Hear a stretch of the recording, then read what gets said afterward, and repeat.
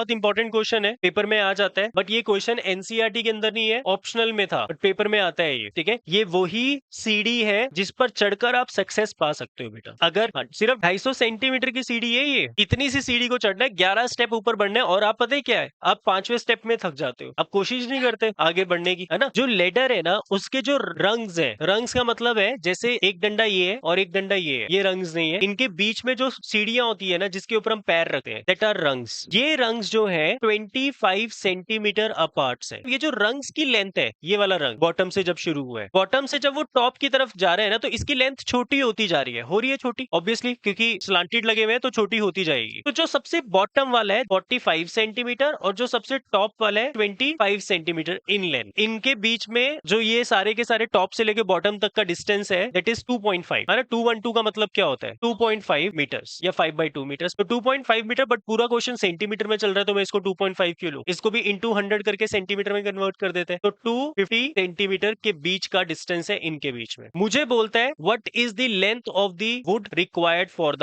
Rungs, मतलब ये rungs की लेंथ निकालनी है, और अगर मुझे इनके लेंथ निकालनी है, टोटल कितनी लकड़ की जरूरत है, तो बेसिकली इन सबको ऐड करने पे निकलेगी ना टोटल लेंथ, मतलब मुझे सम निकालना है, बट सम निकालने के लिए ये एपी में होना जरूरी है। तो क्या मेरे को नीचे वाली साइड दे दो और ऊपर वाली लेंथ दे दो, मैं उससे ये कंक्लूड कर सकता हूँ ये एपी है, जब तक क्वेश्चन में ना बताओ, और क्वेश्चन में कहीं पर नहीं लिखा कि ये एपी फॉर्म कर रही है, बट क्वेश्चन में एक वर्ड लिखा है, दैट इज डिक्रीज यूनिफॉर्मली, और यूनिफॉर्मली का मतलब होता है बराबर तरीके से कम हो रहा है। तो यूनिफॉर्मली डिक्रीज होने की वजह से ये क्या फॉर्म कर रहे हैं, एपी फॉर्म कर रहे हैं। ठीक है ना, मुझे सम निकालना है टॉप से लेके बॉटम तक की रंग्स का, तो सम का फॉर्मूला होता है SN is equal to N/2, क्योंकि मुझे फर्स्ट टर्म मालूम है और लास्ट टर्म मालूम है, तो N/2 A प्लस L वाला फॉर्मूला लगा दूंगा। मुझे D की जरूरत नहीं है, बट N की तो जरूरत है। क्या मैं बिना N के ये क्वेश्चन सॉल्व कर सकता हूँ, नहीं कर सकता। अब क्या करें, अब N के लिए तो पंगा हो गया ना। A मुझे पता है कितना है, फर्स्ट टर्म मेरी 45 हो जाएगी, लास्ट टर्म मेरी 25 हो जाएगी, बट N नहीं पता। N होती है number of terms, number of terms मतलब नंबर ऑफ रंग्स, कितने रंग्स हैं यहाँ पे, वो चाहिए मुझे। अब रंग्स कैसे निकाले, देखो ये टोटल जो गैप है दैट इज 250, और इनके बीच में कितने कितने का गैप है, 25-25 का, तो जो नंबर ऑफ रंग्स निकलेंगे वो होंगे 250/25 प्लस 1, मतलब 10 प्लस 1 11 रंग्स निकलेंगे। अब प्लस 1 क्यों किया, क्योंकि जब मैं गैप ढूंढकर इसको सॉल्व करने की कोशिश कर रहा हूं, डिवाइड करने की, तो मैं एक रंग कम इंक्लूड कर रहा हूं। तो सम ऑफ 11 टर्म्स क्या होगा, 11/2 A plus L, 45 plus 25, 11/2 into 70, ये हो जाएगा 35। आपका आंसर आएगा 3 और 5 को यहाँ लिख दो और इन दोनों को ऐड करके बीच में लिख दो, 385 सेंटीमीटर ये लेंथ ऑफ रंग्स है। तो